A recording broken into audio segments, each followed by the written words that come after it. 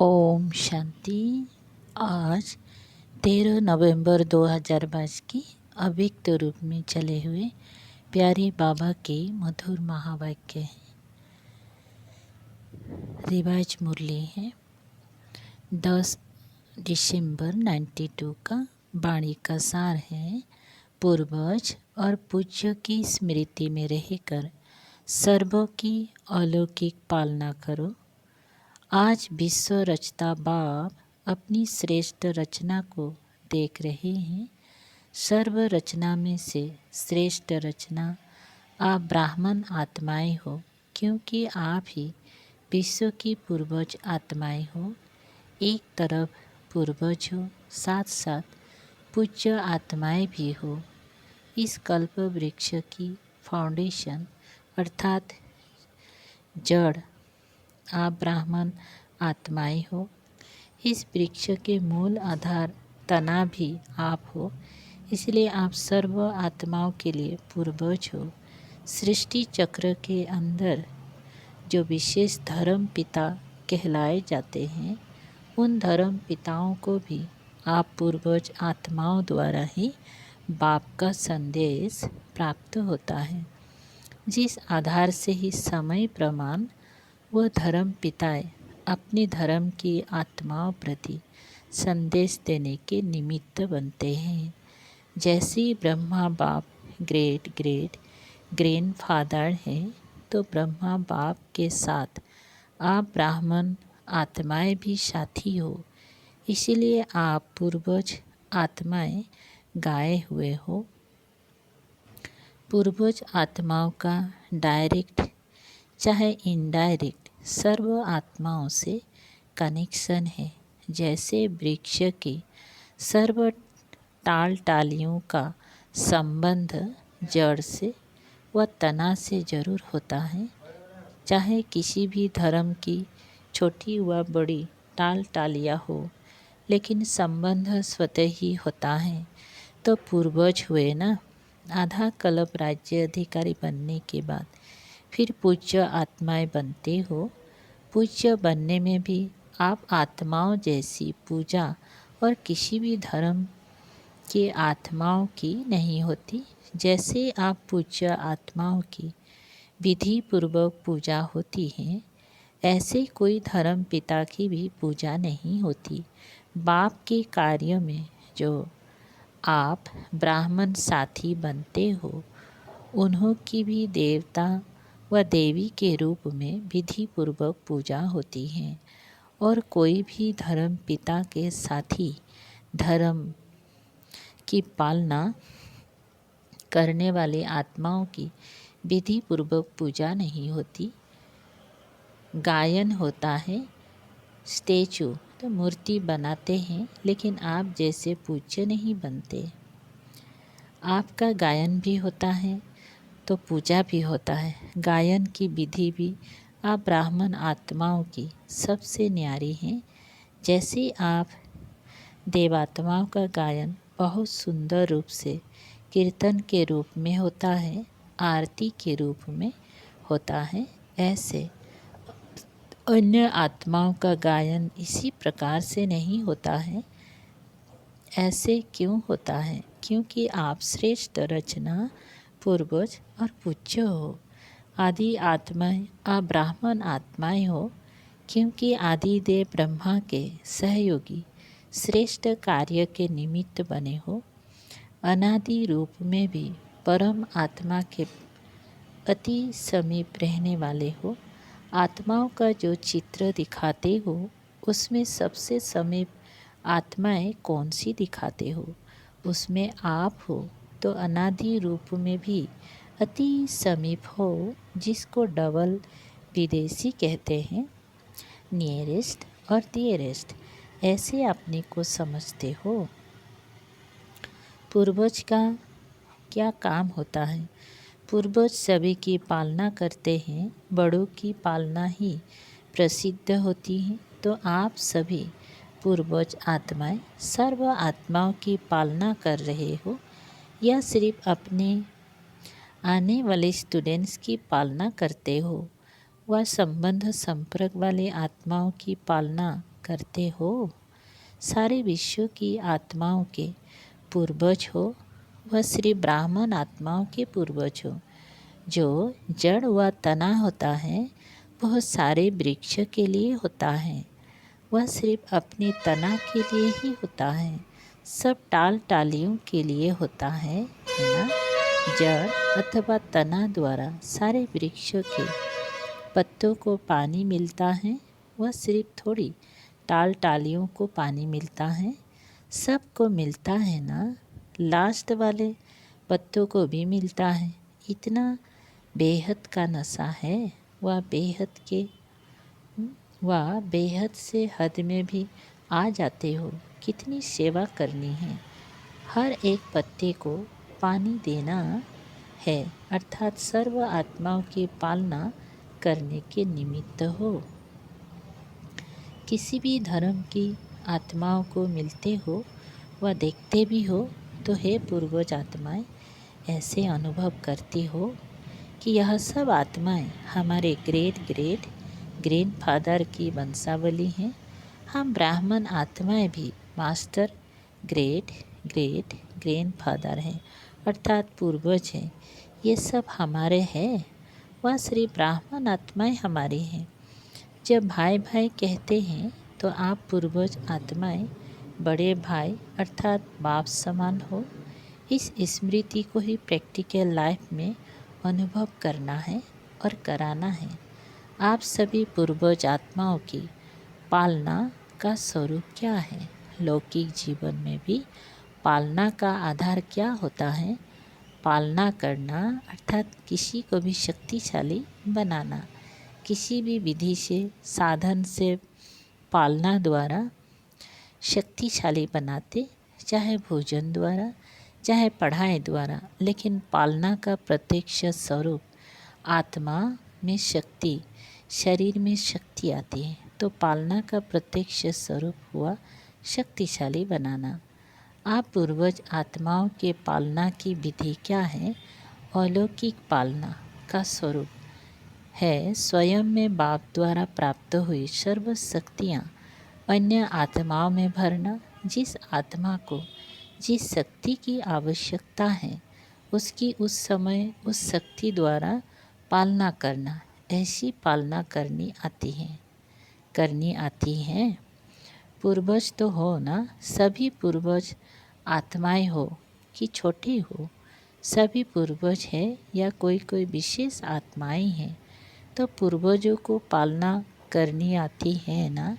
सिर्फ सेंटर की पालना करते हो या सारे विश्व की आत्माओं की पालना करते हो? सिर्फ प्रवृत्ति की पालना करते हो या विश्व की पालना करते हो? वर्तमान समय आप पूर्वज आत्माओं के पालना की सर्व आत्माओं को आवश्यकता है। समाचार तो सब इंटरेस्ट से सुनते हो कि क्या क्या हो रहा है।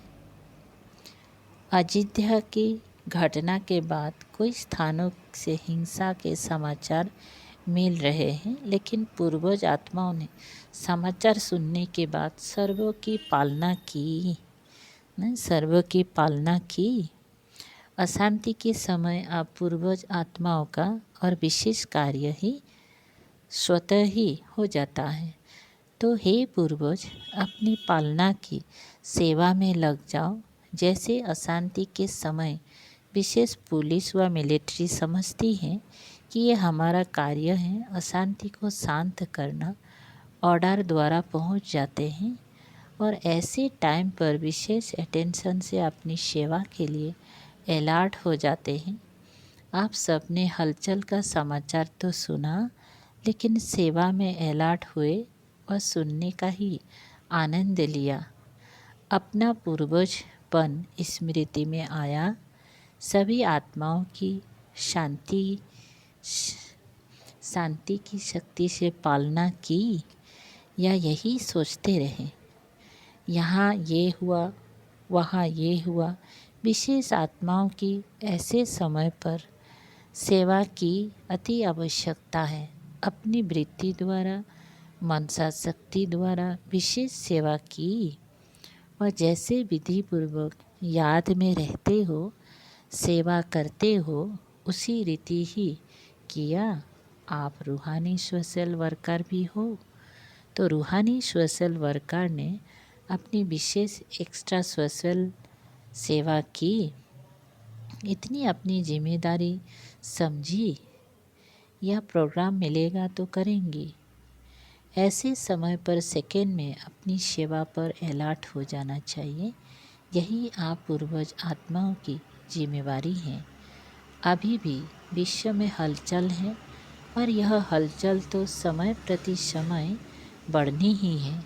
आप आत्माओं का फर्ज है ऐसे समय पर आत्माओं में विशेष शांति की, सहन शक्ति की हिम्मत भरना है।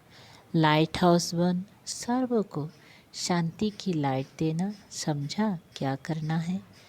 अभी अपनी जिम्मेदारी व फर्ज अदाय और तीव्र गति से पालन करो, जिससे आत्माओं को रूहानी शक्ति की राहत मिले। जलते हुए दुख की अग्नि में शीतल जल भरने का अनुभव करें। यह फर्ज अदाय कर सकते हो, दूर से भी कर सकते या जब सामने आएंगी तब करेंगी, कर रहे हो। लेकिन अभी और जैसे हलचल तेज होती जाती है तो आपकी सेवा भी और तेज हो। समझा पूर्वजों की पालना क्या है? ऐसे नहीं कि पूर्वज है लेकिन पालना नहीं कर सकते हैं। पूर्वज का काम ही है पालना द्वारा शक्ति देना। श्रेष्ठ शक्तिशाली स्थिति द्वारा परिस्थिति को पार करने की शक्ति अनुभव कराओ। अच्छा, चारों ओर के सर्व आदि देव ब्रह्मा के मददगार आदि आत्माओं को, सर्व आत्माओं के फाउंडेशन पूर्वज आत्माओं को, सदा सर्व आत्माओं प्रति बेहद सेवा की श्रेष्ठ वृत्ति रखने वाले आत्माओं को, सर्व रूहानी स्पेशल सेवाधारी आत्माओं को बाप दादा का याद प्यार और नमस्ते। ऐसे बनाने वाले बाप दादा को भी याद प्यार, गुड मॉर्निंग और नमस्ते नमस्ते।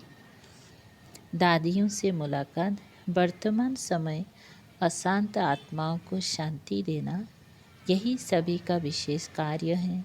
रहम दिल बाप के बच्चों को सर्व आत्माओं के प्रति रहम आता है ना। रहम दिल क्या करता है? रहम का अर्थ ही है किसी भी प्रकार की हिम्मत देना, निर्बल आत्मा को बल देना। तो आत्माओं के दुख का संकल्प तो मास्टर सुखदाता आत्माओं के पहुंच पहुंचता ही है। जैसे वहाँ दुख की लहर है, ऐसे ही विशेष आत्माओं में सेवा की विशेष लहर चले। देना है, कुछ करना है, क्या किया, वह हर एक को सेवा का एक्स्ट्रा चार्ट चेक करना चाहिए। जैसे साधारण सेवा चलती हैं वह तो चलती हैं, लेकिन वर्तमान समय वायुमंडल द्वारा वृत्ति द्वारा सेवा का विशेष अटेंशन रखो। इसी से 100 की स्थिति भी 100 स्वतः ही शक्तिशाली हो जाएंगी। ऐसी लहर फैलाई है। विश्व के राजे बनते हैं तो सर्व आत्माओं के प्रति लहर होनी ही है ना। वंचित कोई आत्मा रह ना जाए, चाहे अन्य धर्म की आत्माएं हो, लेकिन है तो अपनी वंशावली।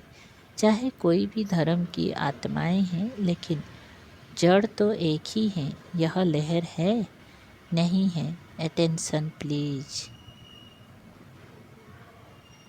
अव्यक्त बाप दादा की पर्सनल मुलाकात। व्यर्थ के प्रभाव में आने वाले नहीं, अपना श्रेष्ठ प्रभाव डालने वाले बनो। सदा अपनी को पुरुषार्थ में आगे बढ़ने वाली आत्मा हूँ ऐसे अनुभव करते हो। पुरुषार्थ में कभी ठहरती कला, कभी उतरती कला ऐसे नहीं होना चाहिए। कभी बहुत अच्छा, कभी थोड़ा अच्छा, ऐसा नहीं। सदा बहुत अच्छा, क्योंकि समय कम है और संपूर्ण बनने की मंजिल श्रेष्ठ है। तो अपने भी पुरुषार्थ की गति तीव्र करनी पड़े। पुरुषार्थ के तीव्र गति की निशानी है कि वो सदा डबल लाइट होगा, किसी भी प्रकार का बोझ नहीं अनुभव करेगा, चाहे प्रकृति द्वारा कोई परिस्थिति आवे, चाहे व्यक्तियों द्वारा कोई परिस्थिति आवे, लेकिन हर परिस्थिति स्वस्थिति के आगे कुछ भी नहीं अनुभव होगा। स्वस्थिति की शक्ति परिस्थिति से बहुत ऊंची है। क्यों? यह 100 है, वह पर है। अपनी शक्ति भूल जाते हो तभी परिस्थिति बड़ी लगती है। सदा डबल लाइट का अर्थ ही है कि लाइट अर्थात ऊंचे रहने वाले, हल्का सदा ऊंचा जाता है, बोझ वाला सदा नीचे जाता है। आधा कल्प तो नीचे ही आते रहे ना, लेकिन अभी समय है ऊंचा जाने का, तो क्या करना है? सदा ऊपर। शरीर में भी देखो तो आत्मा का निवास स्थान पर है, ऊंचा है, पाँव में तो नहीं है ना। जैसे शरीर में आत्मा का स्थान ऊंचा है, ऐसी स्थिति भी सदा ऊंची रहे। ब्राह्मण की निशानी भी ऊंची चोटी दिखाते हैं ना। चोटी का अर्थ है ऊंचा, तो स्थूल निशानी इसीलिए दिखाए हैं कि स्थिति ऊंची है। शूद्र को नीचे दिखाते हैं, ब्राह्मण को ऊंचा दिखाते हैं, तो ब्राह्मणों का स्थान और स्थिति दोनों ऊंची है। अगर स्थान की याद होगी तो स्थिति स्वतः ऊंची हो जाएगी। ब्राह्मणों की दृष्टि भी सदा ऊपर रहती है, क्योंकि आत्माओं को देखती है। आत्मा ऊपर है तो दृष्टि भी ऊपर जाएगी। कभी भी किससे मिलते हो या बात करते हो तो आत्मा को देखकर बात करते हो, आत्मा से बात करते हो। आपकी दृष्टि आत्मा की तरफ जाती है। आत्मा मस्तक में है ना, तो ऊंची स्थिति में स्थित रहना सहज है। जब ऐसी स्थिति हो जाती है तो नीचे की बातों से, नीचे के वायुमंडल से सदा ही दूर रहेंगी, उसके प्रभाव में नहीं आएंगी। अच्छा प्रभाव पड़ता है या खराब भी पड़ जाता है? अच्छा प्रभाव पड़ता है या खराब भी पड़ जाता है? अगर प्रवृत्ति में खराब वायुमंडल हो फिर क्या करते हो? प्रभावित होते हैं। खराब को अच्छा बनाने वाले हो या प्रभाव में आने वाले हो? क्योंकि माया भी देखती है कि अच्छा अंगुली तो पकड़ ली, अंगुली के बाद हाथ पकड़ेगी, हाथ के बाद पाँव पकड़ लेगी, इसलिए प्रभाव में नहीं आना। प्रभाव में आने वाले नहीं, श्रेष्ठ प्रभाव डालने वाले। तो ब्राह्मण आत्मा अर्थात सदा डबल लाइट, ऊंचे रहने वाले। इसी स्मृति से आगे उड़ते चलो। अच्छा सभी खुश रहते हो ना, दुख की लहर तो नहीं आती, क्योंकि जो दुख धाम छोड़ चले उनके पास दुख की लहर कैसे आ सकती? संगम पर दुखधाम और सुखधाम दोनों का ज्ञान है, दोनों के नॉलेजफुल शक्तिशाली आत्माएं हैं। गलती से भी दुख धाम में जा नहीं सकते। सदा खुश रहने वालों के पास दुख की लहर कभी आ नहीं सकती। अच्छा सेवा और स्वोन्नति दोनों का बैलेंस रखो। ऐसे नहीं सेवा में मस्त हो गए तो स्वोन्नति भूल गए। सेवा का शौक ज़्यादा है, लेकिन दोनों का बैलेंस समझा। अच्छे चल रहे हैं, लेकिन सिर्फ अच्छे तक नहीं रहना और अच्छे ते अच्छे वरदान अपनी जीवन को हीरे समान वैल्यूबल बनाने वाले स्मृति और विस्मृति के चक्कर से मुक्त भव। विस्तार यह संगम युग स्मृति का युग है और कलयुग विस्मृति का युग है। अगर अपनी श्रेष्ठ पाठ श्रेष्ठ भाग्य की सदा स्मृति है तो हीरे समान वैल्यूबल हो, और अगर विस्मृति है तो पत्थर हो। ये स्मृति और विस्मृति का खेल है। संगम युग के रहवासी कभी कलयुग में चक्कर लगाने जा नहीं सकते। अगर थोड़ा भी बुद्धि गई तो चक्कर में फंस जाएंगी, क्योंकि कलयुग में बहुत रौनक है। लेकिन वह रौनक धोखा देने वाली हैं। स्लोगन: अपनी कर्मेंद्रियों को लॉ और ऑर्डर प्रमाण चलाने वाले ही सच्चे राजयोगी हैं। अच्छा, ओम शांति। शुक्रिया बाबा, थैंक यू बाबा।